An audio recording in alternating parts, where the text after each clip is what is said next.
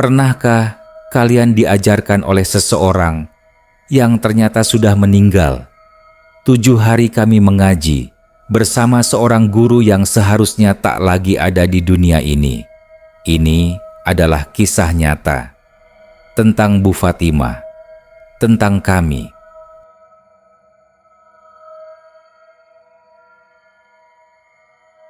Di sebuah desa kecil bernama Karangjati, tempat yang tenang dan masih sangat memegang adat serta tradisi, suasana berubah mencekam sejak datangnya seorang guru ngaji baru yang mengajar di musala kampung.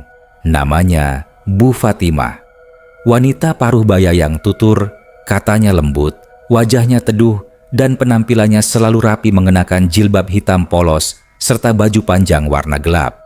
Tak ada yang aneh, setidaknya di hari pertama. Aku, Rizal, dan beberapa teman sepermainan, Ilham, Nurul, dan Raka, selalu mengaji setelah maghrib. Biasanya, guru kami adalah Pak Ustadz Ma'ruf, seorang pria tua, berwibawa. Tapi, sejak beliau sakit mendadak dan harus dirawat di rumah sakit kota, musala kecil kami kedatangan pengganti. Warga bilang, dia kenalan lama Pak Ma'ruf dari kampung sebelah. Namanya Bu Fatimah. Malam itu, hujan baru saja reda ketika kami datang ke musala. Angin dingin menusuk dan kabut tipis menggantung rendah. Saat kami membuka pintu musala yang sudah usang itu, Bu Fatimah sudah duduk di sudut ruangan, dikelilingi cahaya lampu redup berwarna kuning temaram. Dia sedang membuka Al-Quran kecil, membacanya pelan sambil berbisik-bisik. "Assalamualaikum, Bu," sapaku pelan. Dia menoleh perlahan. Senyumannya hambar, tidak hangat, tapi juga tidak jahat. Wajahnya seperti tidak nyata. Matanya seperti memantulkan cahaya, tapi tidak bercahaya. Dinginnya menembus kulit. "Waalaikumsalam. Ayo, duduk, kita mulai," ucapnya pelan, nyaris seperti gumaman. Kami duduk melingkar. Angin masuk dari celah jendela, membuat tirai tipis berkibar perlahan. Entah kenapa aku merinding. Selama mengaji, tak ada yang terlalu aneh, kecuali satu hal. Bu Fatimah tidak pernah menyentuh kami. Bahkan, ketika ada yang salah tajwid, dia hanya menunjuk dari jauh. Tangannya gemetar, seperti tak kuat menahan sesuatu. Dan saat dia membaca ayat-ayat tertentu, suaranya berubah. Kadang sangat lirih, kadang berat, seperti suara 2 orang berbicara bersamaan. Kami saling melirik, tapi tak berani bertanya. Malam pertama selesai, tapi saat kami pulang, Nurul berkata sambil menggenggam lenganku, "Zal, kamu ngerasa enggak? Musalanya dingin banget tadi." "Iya," jawabku, dan aku rasa kita diawasi dari belakang. Kami menoleh bersamaan. Tak ada siapa-siapa. Tapi di balik kaca buram musala, bayangan hitam tinggi berdiri diam, lalu menghilang begitu saja. Kami berlari secepatnya. Hari kedua, kami tetap datang. Entah kenapa, rasanya seperti dipanggil. Seperti ada suara yang membisikkan agar kembali. Kali ini Bu Fatimah sudah ada sebelum kami datang. Tapi yang membuat kami terkejut, tak ada jejak kaki di lantai basah musala, padahal hujan turun sejak sore. Dia hanya tersenyum. "Ayo, kita mulai." Saat membaca ayat tentang azab neraka, lampu musala berkedip-kedip, lalu mati sesaat. Dalam gelap, suara Bu Fatimah berubah menjadi serak. Kami ketakutan, tapi tak bisa bergerak. Ilham tiba-tiba menjerit dan jatuh ke belakang.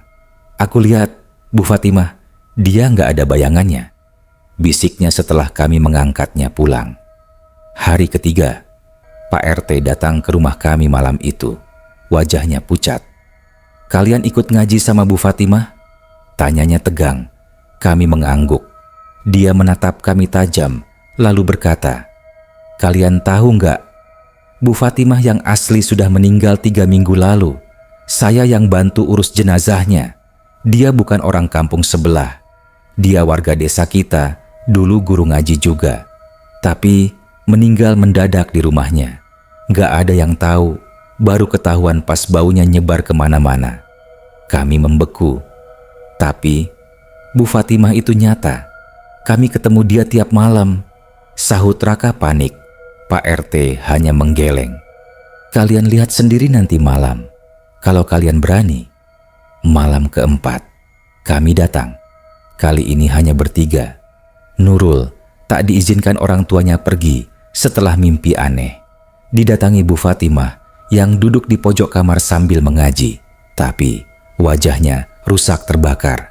Musala tampak seperti biasa. Tapi hawa dingin lebih menusuk. Mana Ilham? Tanyaku. Tak lama, kami dengar suara orang mengaji dari dalam musala. Kami masuk pelan-pelan. Tidak ada siapa-siapa. Tapi suara Bu Fatimah masih terdengar jelas dari sudut ruangan. Al-Quran di lantai terbuka sendiri. Halamannya membalik cepat dan kemudian berhenti di surat Al-Baqarah ayat 275. Orang-orang yang makan riba tidak dapat berdiri, melainkan seperti berdirinya orang yang kemasukan setan karena gila. Dari pojok musala muncul bayangan hitam yang perlahan membentuk sosok Bu Fatimah dengan wajah membusuk dan mata terbalik. Kami menjerit dan berlari tunggang langgang. Pagi setelah malam pertama mengaji dengan Bu Fatimah, aku bangun dengan perasaan aneh. Entah kenapa, suara beliau yang menyerukan kami membaca surah pendek itu masih terngiang. Yang membuat merinding, suara itu lebih menyerupai bisikan yang menggema dari dalam kepala. Di sekolah, aku mencoba bercerita kepada Rama, satu-satunya temanku yang juga ikut mengaji di masjid tua.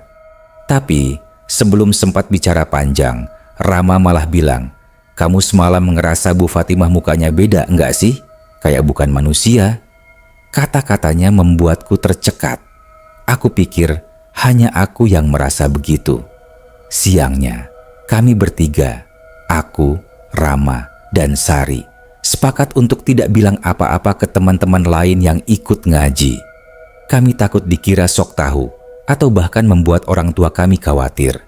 Menjelang maghrib, suasana masjid tua di ujung kampung tetap seperti biasa. Sepi, lembab, dan dingin. Karpetnya berbau tanah basah meskipun tidak hujan. Saat azan berkumandang, aku, Rama, dan anak-anak lainnya berdatangan. Tapi entah kenapa, malam itu jumlah kami hanya 8 orang. Biasanya 12. Bu Fatimah sudah duduk di pojok ruangan, mengenakan kerudung hitam panjang yang sama, persis seperti malam sebelumnya. Tidak ada senyum, tidak ada sapa, hanya anggukan kaku. Kami duduk membentuk lingkaran seperti biasa. Lampu gantung tunggal yang menguning itu memantulkan bayangan wajah Bu Fatimah yang tampak cekung dan pucat. Tangannya terlihat lebih kurus, kuku-kukunya panjang dan menguning. Saat dia membuka Al-Quran, entah mengapa aku merasa lembaran mushaf itu tidak bergerak walau dia seolah membalik halaman. Sekarang, baca surah Al-Ikhlas, tapi pelan, pelan sekali, katanya. Suaranya berat, serak, dan bergema. Gema itu tidak datang dari dinding masjid, tapi seolah muncul dari langit-langit dadaku sendiri. Kami mengaji perlahan, tapi saat giliran Rama membaca, suara Bu Fatimah memotong. Bukan begitu, ulangi, lagi, lagi, lagi. 3 kali dia memaksa Rama mengulang. Suaranya makin tinggi, wajahnya mendekat ke arah Rama, dan aku melihat jelas matanya. Kosong, bukan mata manusia.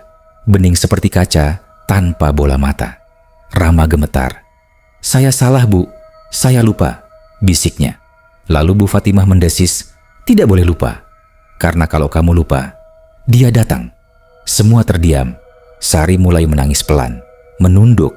Tapi yang membuat kami hampir melarikan diri adalah ketika pintu masjid tiba-tiba berdetak 3 kali dari arah luar. Tok, tok, tok. Tidak ada yang membuka. Tidak ada yang menyambut. Tapi Bu Fatimah berdiri. Tubuhnya tinggi, lebih tinggi dari sebelumnya. Langkahnya seperti mengambang. Dia mendekati pintu tanpa suara. Begitu dia menyentuh gagang pintu, detakan itu berhenti. Tapi kami semua melihat bayangan hitam besar di balik kaca jendela masjid, menempel seperti bayangan orang yang berdiri di luar. Tapi tidak ada siapa-siapa saat kami lihat keluar. Malam itu, kami semua pulang lebih cepat. Sari demam, Rama tidak bisa tidur, dan aku mimpi buruk. Aku melihat Bu Fatimah mengajar kami di dalam masjid yang penuh tanah kuburan. Kami duduk di atas nisan. Dia membaca ayat, tapi suara yang keluar adalah jeritan. Suara perempuan tua menangis, memohon jangan dibangkitkan. Pagi harinya, aku dipanggil ke rumah Pak Ustadz Wahyudi, imam lama kampung yang sudah pensiun. Ayahku bilang, Pak Ustadz ingin bicara tentang sesuatu penting. Di ruang tamunya yang penuh dengan buku-buku agama dan lukisan Ka'bah tua, Pak Ustadz menatapku serius. Kamu yang ngaji di masjid kampung ya? Aku mengangguk pelan dengan, Bu Fatimah? Iya Pak. Dia terdiam cukup lama, lalu berkata dengan suara lirih, Nak, Bu Fatimah itu sudah meninggal 7 hari lalu. Dia dikuburkan di belakang masjid itu. Aku membeku. Tidak mungkin Pak, saya dan teman-teman masih ikut ngajinya setiap malam. Pak Ustadz berdiri, berjalan ke pojok lemari, lalu mengambil bingkai foto.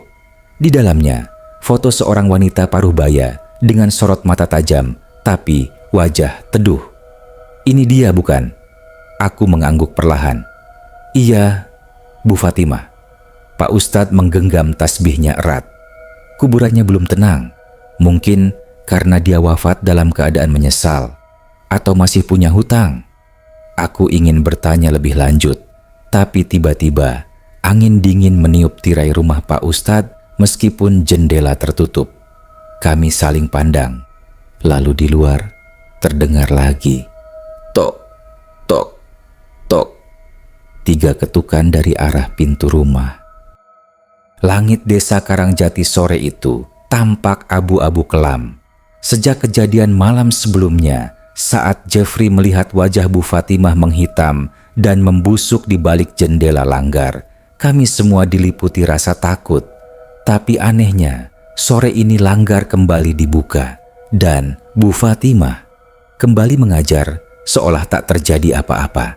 Aku, Rina, Jeffrey, dan Mamat datang dengan perasaan was-was. Tidak ada yang benar-benar yakin ingin ikut lagi. Tapi rasa penasaran dan ketakutan bercampur menjadi satu, membuat kami kembali duduk di langgar yang sejak dulu menjadi tempat mengaji kami. Bu Fatimah berdiri seperti biasa di depan papan tulis kecil, mengenakan mukena putih bersih. Senyumannya tetap lemah lembut, tapi kali ini ada sesuatu yang janggal. Wajahnya pucat dan matanya sedikit cekung. Bukan seperti orang sakit, tapi seperti orang yang sudah tidak hidup. Anak-anak, kita lanjut hafalan surat Al-Mulk ayat 15 sampai 25. Ucapnya dengan suara yang sama, persis seperti sebelumnya. Tenang, tapi terlalu tenang. Ketika ia mulai menulis huruf-huruf Arab di papan tulis, kami semua terdiam. Tangannya bergerak cepat, tapi seperti tidak menyentuh papan. Seolah ada jarak antara spidol dan permukaan papan. Namun, tulisan tetap muncul. Rina, yang duduk di sampingku, mulai gemetaran. Kak, lihat itu, bisiknya.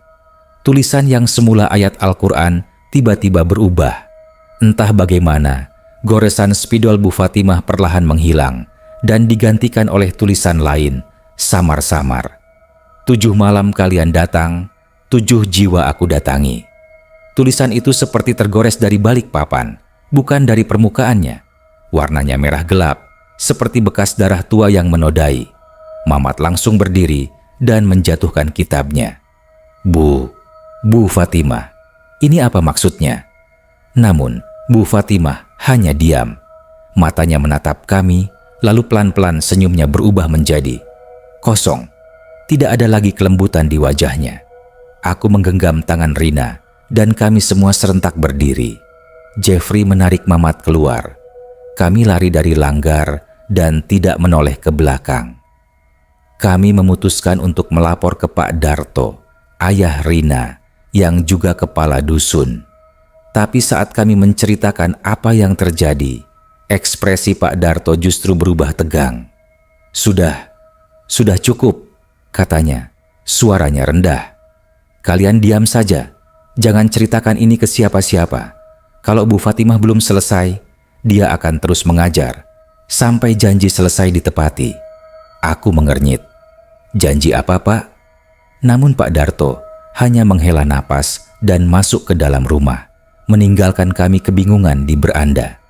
Malam itu, desa Karangjati seperti diselimuti aura kelam. Angin dingin bertiup, dan aroma kembang setaman tercium samar dari arah langgar. Keesokan paginya, Mamat tidak muncul di sekolah. Kata ibunya, dia mengigau semalaman. Badannya panas tinggi dan terus menggumam ayat-ayat terbalik. Anehnya, ada bekas tanah merah di kedua kakinya, padahal ia tidak pernah keluar rumah malam itu. Kami bertiga, aku, Rina, dan Jeffrey, mulai merasa ini lebih dari sekadar mimpi buruk. Malam itu kami tak tidur. Kami berkumpul di rumahku, mencoba berjaga bersama. Tapi, tepat pukul 1 dini hari, suara ketukan terdengar dari pintu belakang. Tok, tok, tok. Kami saling menatap. Jeffrey berbisik, "Kak, pintu itu." Langsung ke halaman belakang, ke arah langgar. Aku memberanikan diri membuka tirai jendela. Di luar, berdiri sosok putih, tingginya sekitar 160 cm. Kepalanya tertunduk dan tubuhnya sedikit melayang. Tidak ada wajah, hanya kain putih yang lusuh. Dan di tangannya, ia membawa papan tulis kecil yang biasa dipakai di langgar. Aku tak bisa bicara, badanku membeku. Lalu dari balik papan itu muncul goresan huruf.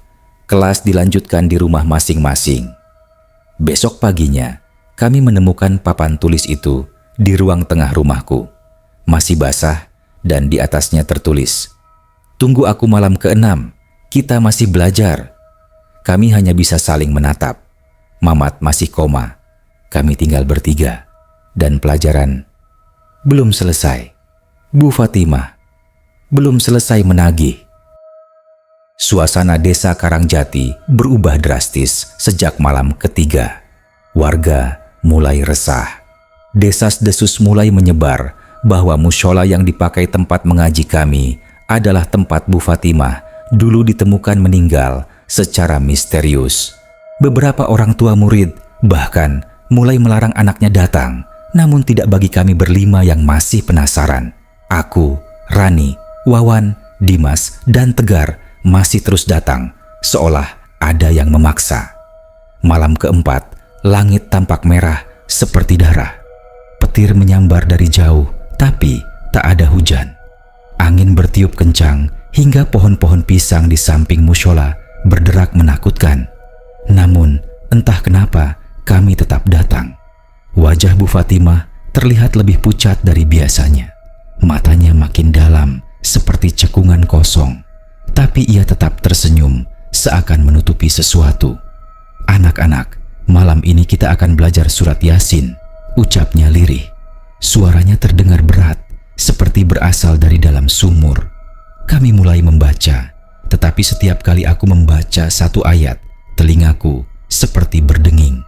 Aku melihat ke arah Tegar dan ia terlihat pucat pasi, tangannya gemetar.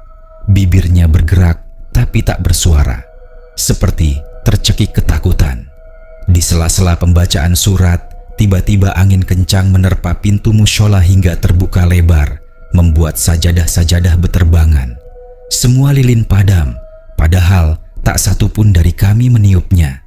Suasana berubah total, gelap dan pengap. Tapi Bu Fatimah tetap duduk tenang di tempatnya. Matanya menatap lurus ke arah dinding, seolah sedang melihat sesuatu yang tidak bisa kami lihat. "Apa itu?" bisik Rani lirih padaku. Di dinding belakang Bu Fatimah, perlahan muncul bercak merah menyerupai bentuk wajah. Semakin lama, Semakin jelas, wajah perempuan tua dengan mulut menganga dan mata melotot seakan menjerit dalam diam. Dimas memundurkan tubuhnya dan tanpa sengaja menyenggol rak Al-Quran hingga semua jatuh berserakan. "Sudah, jangan ribut," bentak Bu Fatimah. Kali ini suaranya menggelegar seperti dua suara dalam satu. Aku dan Wawan saling pandang. Kami merasa ini bukan. Malam itu, langit di atas desa Karangjati tampak gelap pekat, seolah sedang menyimpan sesuatu. Tidak ada bintang, tidak ada suara jangkrik. Hening yang menyiksa menyelimuti desa kecil itu. Aku dan keempat temanku, Rizky, Sari, Reza, dan Indah, berkumpul kembali di mushola kecil seperti biasa. Namun tidak ada tanda-tanda Bu Fatimah muncul untuk mengajar. Sudah 30 menit kami menunggu. Suasana mulai terasa tidak wajar.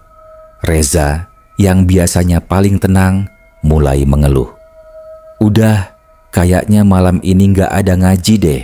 Mending pulang aja yuk," katanya lirih. Tapi aku yang sejak awal merasa ada kejanggalan menahan mereka.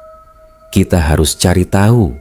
Kalau benar Bu Fatimah udah meninggal kayak kata orang-orang, kenapa seminggu ini dia tetap datang ngajarin kita?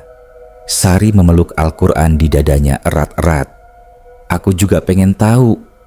Tapi caranya gimana? Aku menarik napas dalam-dalam, lalu menatap mereka satu persatu. Kita harus ke rumah Bu Fatimah malam ini. Kalau kita nggak cari tahu sekarang, mungkin dia akan terus datang.